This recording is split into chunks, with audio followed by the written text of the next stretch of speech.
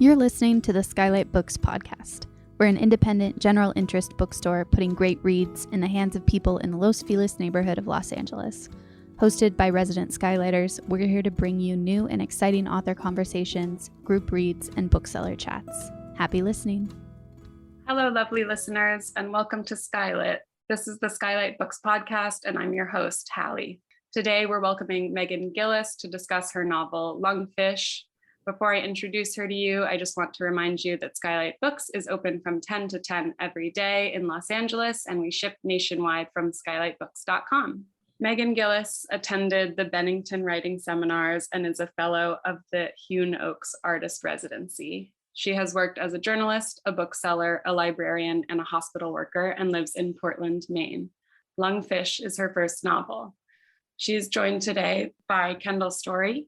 Kendall is the editor-in-chief at Catapult. Welcome, Meghan and Kendall. I'm so happy to have you. Thanks, Hallie. Thank you, Hallie. So nice to be here. Hi, Meghan. Hi, Kendall. Nice to be speaking with you again. It's been a moment. It has, and it's a pleasure to be here and to enter this new space with you, moving from the editorial space into the promotional space. It's very exciting. I'll start off by saying that LUNGFISH is the story of a woman pushed to the edge by economic precarity, by her husband's addiction, by the lies that she's been told and some of the lies that she's told herself. It is set on an uninhabited island off the coast of Maine, where our protagonist, Tuck, is squatting illegally with her husband and their small daughter. And it explores, among other things, faith and doubt, motherhood and alienation, the beauty and precarity of the natural world, downward mobility, and the American opioid epidemic. Since I'm guiding this conversation a little bit, I thought I'd start off by gushing a little bit about you and about the novel, because I'm just truly amazed by what you've accomplished here. LUNGFISH is a novel of our time, but I think it's also timeless in all that it captures about the human condition. I'm just endlessly moved by it, and I feel very privileged to help usher it into the world. I wonder if we could talk a little bit about how the novel was conceived. Yeah, well, first, I just want to thank you so much for letting everyone know what the book was about. You always do that so beautifully, and I always count on you to do it well. So thank you, Kendall, for being my champion once again. I appreciate it. My pleasure.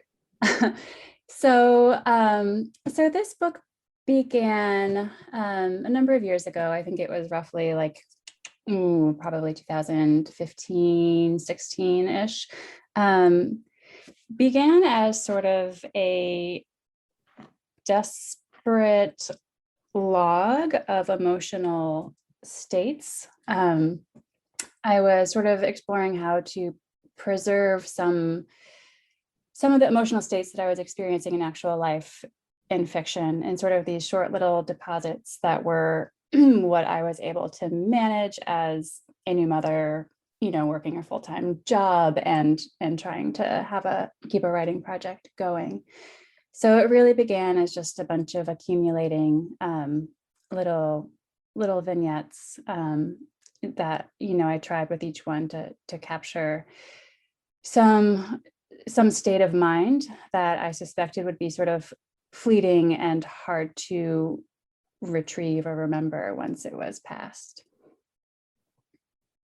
Yes, I think that the style and the structure of the novel, everyone points to that. I wonder if we can speak a little bit about the style and the structure of the novel. Part of what I think allows the book to feel so approachable, even as it tackles so many huge subjects and covers so much emotional terrain, is its style. And many writers have spoken, many women writers in particular have spoken about the relationship between motherhood and the fragmented style. I wonder if this was something that you feel characterizes your style in general, if it's something that suited this book in particular, if it's something that you're drawn to as a reader, all of the above? Yeah, I mean, I think it was sort of a happy marriage of pre-existing preferences as a reader, and then the conditions of being a parent who is trying to write. I think I so I think the way I write is sort of inseparable from like my reading arc. And I it's sort of back in roughly 2008, came down quite severely with Lyme disease, which really affected my brain. And I had actually just opened a little bookstore in the little college town I was living in. And because of the Lyme disease, suddenly I literally couldn't read a paragraph and remember the beginning of it. I just couldn't make sense of a page of words. So I really was distraught for a while, and certainly couldn't make any sense of like the Virginia Woolf or books like that I had been reading and enjoying. And it's actually my future husband, Adam, who started reading aloud to me. And I remember in particular, he read to me the short stories of Amy Hempel, which I hadn't read before. And something happened in my brain there where I could like feel synapses firing, because there was something to be gained sort of at the sentence level from each sentence. So there was that sort of surge of awakeness, of alertness that I could start to feel in my brain again, rather than just like feeling like I was dragging around with me. So yeah, from reading Hempel, I sort of jumped off, and books like Why Did I Ever by Mary Robeson became hugely important to me as a reader. Again, just feeling like I was coming alive again. Then getting into some Joy Williams, just really gaining appreciation for these people who could just like make you grin in a sentence. So I did begin to write about that time. And I wouldn't say I necessarily started out by sort of copying their styles or trying to be as good, but I do think I carried their work with me as I sort of fumbled through like the early stories I was writing, which were very different in style. It took me quite a while to arrive back at this sort of appreciation for truly like distilling things back to sort of the essence. Yeah, and then once you're a parent, that's all you can do anyway if you're, working as well. So it just worked out pretty well.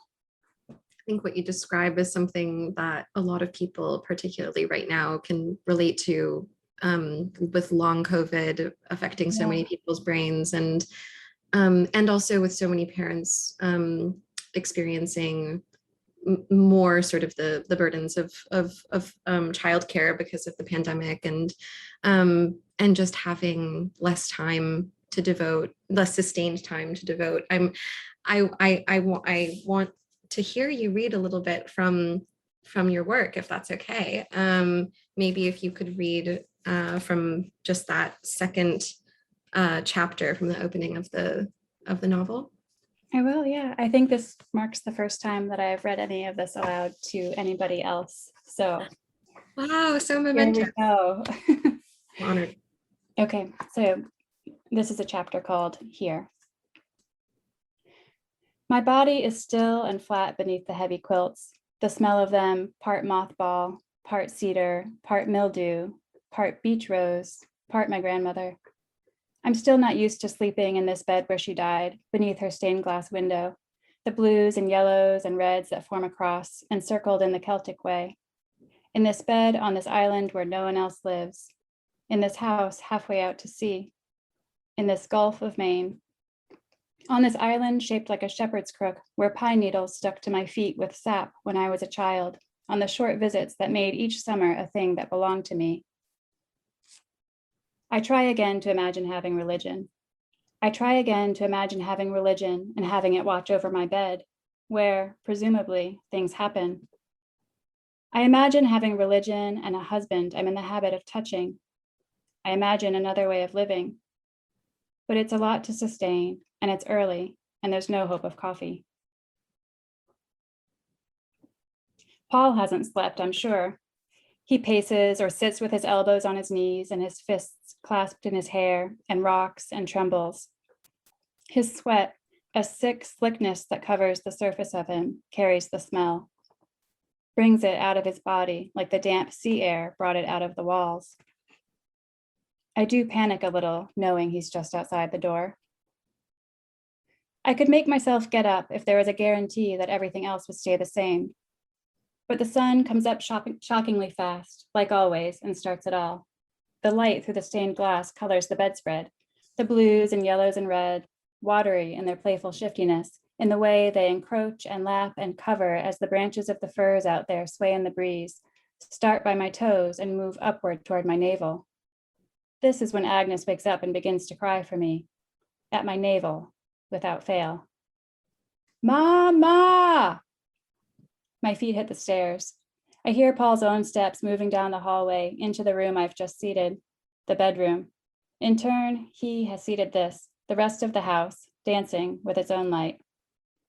In nearly every window hangs some little glass ornament, refracting. I pause and listen to the door latch quietly behind him, the pound, pound, pound, shh, pound, pound, pound, shh, as he goes from one end of the room to the other, turning on the ball of his foot. A change of scenery, a room not yet filled with stale air pulled through his body, his hell. Ma! I was late to so much knowledge. So beautiful. Thank you so much. I mean, talk about sentences that contain multitudes and that make you smile or that make you feel very deeply. I mean, even just this, sentence, on this island shaped like a shepherd's crook, where pine needles stuck to my feet with sap when I was a child, on the short visits that made each summer a thing that belonged to me. There's an entire story in that sentence. And not only is it beautiful, it tells us so much. And it also just, in this very short section, you touch upon so many of the themes and subjects that this novel explores. I'm particularly drawn to, and we've spoken extensively about the novel's relationship with faith and religion and doubt. And I wonder if you could speak a little bit about what role religion and faith have played in your life, in your family, in your inner life, your intellectual life, and how that's made its way into this book. Yeah, I mean, my mother is a minister. My grandmother's husbands were both ministers. I was brought up going to church, but quickly as a teenager decided that was not anything I felt any connection to. And then I find myself as a parent sort of finally understanding why people need to have things to sort of that are bigger than themselves to believe in, some framework for dealing with the world. And it sort of became more sympathetic towards the idea of faith in something, even if perhaps it was an acquired faith, a faith you had to seek out actively, which is not to say I ever gained it, but I think I just became more curious about it. And then, certainly, having a family member with addiction, it's almost impossible to, be in any kind of recovery support group without, some constant reiteration of the need for faith. But I think that honestly, the way I grappled with faith the most was with just moving forward with this book itself. Like, to me, it was sort of, it was the biggest act of faith I've ever taken. I mean, I had this young family that was in a very difficult spot. And it's totally crazy to think that you could write your way out of that. And yet, I sort of decided I was going to take time away from attention to the family every day to move forward with it, in the hopes that it would bring me to a place I needed to arrive at. So I think my understanding of the way that faith can work for people actually deepened over the process of writing the book, simply because writing it was an act of faith, or an act of devotion of sorts. So that doesn't really answer any sort of academic questions about faith. But Yeah, I hope that speaks to my sort of tangle with it a little bit. It definitely does. And I think that, well, would you say that you've arrived at that place that you had hoped to arrive at? Um, that might be a little too tidy, but I do feel that I have arrived at a much different place and I'm happy with where I am. Yeah. Yeah. Um, I think one of the most interesting tensions of the novel is that Tuck, our protagonist, doesn't have this doesn't have this faith. I mean, certainly doesn't have religion in the way that her grandmother did, but also has lost faith in her marriage, has lost faith in several areas of her life, and in herself, certainly. And I think that what she arrives at is also different from what she perhaps had hoped, but equally as sort of, I guess, satisfying is maybe the wrong word. I don't know how you would characterize it. Her journey. Yeah, satisfying. I don't know. I mean, I do think you come away with the feeling probably that she did what she needed to do. Yeah, she found some kind of faith. I think also one of the threads of the novel that that I find so compelling, and that everyone seems to find compelling, is the landscape of the book and the setting of the novel, because there's so much danger and intensity in this coastal landscape, but also so much joy and nourishment. And I wonder if I thought it was interesting, for example, that Anne Beatty wrote in her blurb for the book that the revelations of the natural world are wonderful and that they give a sense of what endures, this feeling of something that can be relied upon, which is actually not how I originally thought about how the landscape operated in the novel, but has kind of deepened my understanding in some way. I wonder if you can speak about the landscape of the book. Yeah, I mean, I think, I live in Maine, so this is the landscape that I know as well as I know any other landscape. And I do think that, this place on the map is interesting because it encompasses the best, most welcoming of environments, and also some of the harshest. And to be, to come out through the seasons as a Mainer, you do sort of experience the highs and the lows, and not everybody makes it through. I have, a lot of friends who have tried to to live here and have moved away, not because, their lives were actually threatened by the cold per se, but just because it's a cold, dark place, and that can ruin a person, psychically. I think in this story, I've just sort of amplified that pressure a bit by, putting Tuck in such an isolated place and making her so dependent on the landscape for her survival. But I think it's sort of a push and pull that everyone who lives here is somewhat familiar with. Yeah, I think that, what is it, Carrie Arsenal said in her endorsement of the novel, that this book tackles or explores the real Maine, she said, which I thought was an interesting phrase. The novel makes me think deeply about, this very American problem, which is the rise of property taxes and so on, which result in families losing homes that they've had for generations. And in Maine, you obviously have the new rich and the vacation homes and the tourism industry, which we're all familiar with, as you say, but then we also have this other Maine, which I wonder if you can actually speak a little bit more about that dynamic, and if that was central to what you wanted to accomplish in the novel, or if it was just one aspect of it.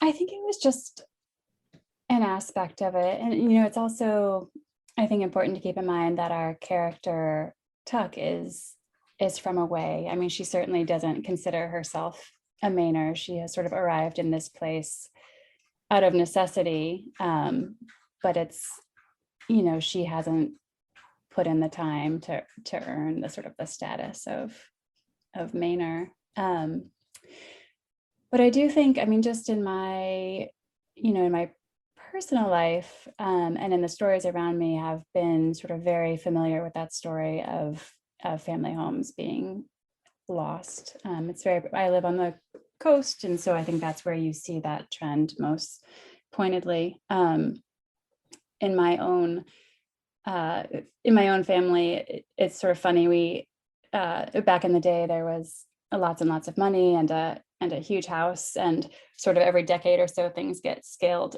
back, and so now we're sort of living on this edge of what was once a much larger piece of property and a much smaller home. And I think, you know, I've just lived with that sort of constant threat of like, oh, this is something we have to actively fight for. Like the tides are sort of against us here. There is this natural sort of winnowing, and we have to sort of defend what we want, but it's also so complicated because having any property here is such a privilege that, you know, you're fighting for something that you're at once recognizing that you are by no means entitled to.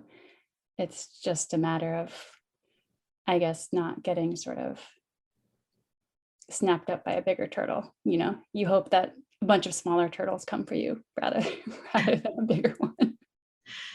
This downward mobility that you describe, and also this feeling of, you know, what makes someone deserving of some kind of inheritance or some kind of property that's been in the family for generations.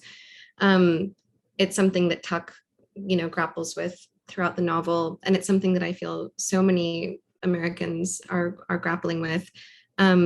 These larger questions of, in times of economic stress and precarity, as the rich are getting richer and the poor are getting poorer, you know, what does make a deserving life or a deserving person? I find that really, really compelling. And I don't know that I've read another novel that explores it so well, another contemporary novel. I suppose too, we should speak about the role that addiction plays in the book, because it's of course just one aspect of what Tuck is dealing with, but I think it is something very important that characterizes her marriage and the precipice that she finds herself at. Yeah, I mean, I think it's such a huge unwieldy problem. Nobody knows how to fix it, so therefore nobody really talks about it too much, you know, and, you know, unless a politician has summoned a few $1 million that they're going to sort of symbolically throw at the problem. But I think, you know, we're in a place with this epidemic where there needs to be like a total overhaul of the way that the systems work. And obviously I can't fix that myself, nor do I know how to.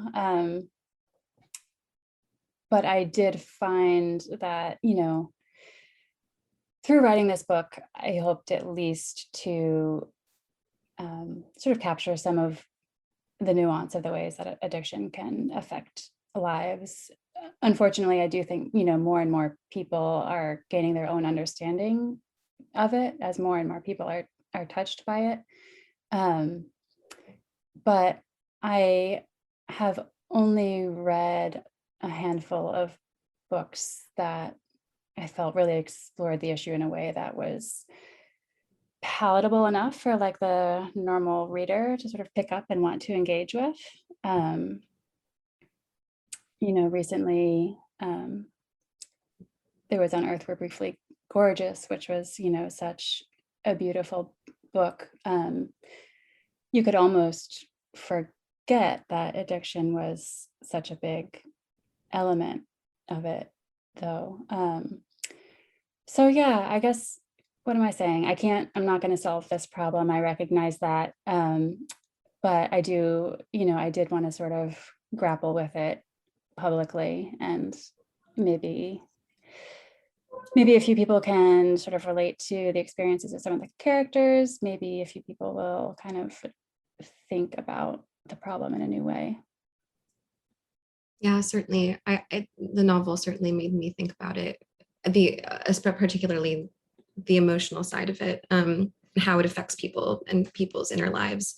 I wonder too, how much you've had all of these lives and you've had all of these different jobs, including as a hospital worker. Has that informed your writing practice? Has it informed your interest as a writer? I think that the reason that I've chosen the jobs that I've chosen for the most part is simply that they put me in constant contact with people from all kinds of backgrounds that I wouldn't necessarily be in contact with otherwise. I do find that really enriching and really stimulating. I'm doing something different now. I'm working from home, which I thought would be so convenient with the kid and all that. And what I'm finding is just like, there's no material, there's no spark, just, yeah. So I don't think there was anything necessarily about working in a library or working in a hospital that made me want to tell certain stories. But I think, every time you're approached by someone new or you're in contact with somebody new, you just are imagining their lives. And yeah, that's what those jobs gave to me. I think what you're experiencing is something many of us are in this sort of move toward work from home, or with work from home becoming the norm for a lot of office jobs. We're missing out on some of that inspiration, some of that spontaneity, the human connection, the ability to observe other people's lives, even if only your colleagues. I hope you find that in other aspects of your life if you remain in this new work from home job. I might go back to answering call bells. That was very fun. Oh wow. What was that like? It was very funny. I mean, sometimes when it was busy, it was wonderful. And, you'd get real characters, and I'd establish relationships with people through the wall. They'd never seen me, and, they might just, be super lonely because they've been in there for weeks and it's COVID, so nobody's come to visit them. So they're just ringing out for somebody to talk to. Or, we also, we had a lot of people going through active withdrawal on our unit. So people who were literally quite psychotic and just off the walls and just saying nonsense stuff. And we also had a number of, dementia patients who would also ring out, oftentimes not understanding who they were talking to, and just getting to inhabit those conversations with them, no argument needed, no pushback, just being able to sort of be that voice in the wall that tells them what they need to hear to sort of calm down. It was really delightful. I really loved that aspect. The only problem was that sometimes it got quite slow, and then it felt a little bit like, what am I actually doing? Mm-hmm. It's hard to imagine a better job, a better side job for a writer than that. I know, I should probably go back. Thank you for sharing your work with us today, Meghan, and Kendall. Thank you so much for your thoughtful questions. Today's guests, once again, were Meghan Gilliss and Kendall Storey, and they were discussing LUNGFISH, which is out now from Catapult. You can order your copy at skylitbooks.com. Thank you for listening. Thank you for listening to the Skylight Books podcast series. Please don't forget to visit our website at skylitbooks.com and make sure to follow us on Twitter and Instagram. Also, don't forget to subscribe to this podcast for more author talks and bookseller conversations. You can find us on Podbean, iTunes, and Spotify. Stay safe and healthy, and we hope to see you back in our store soon.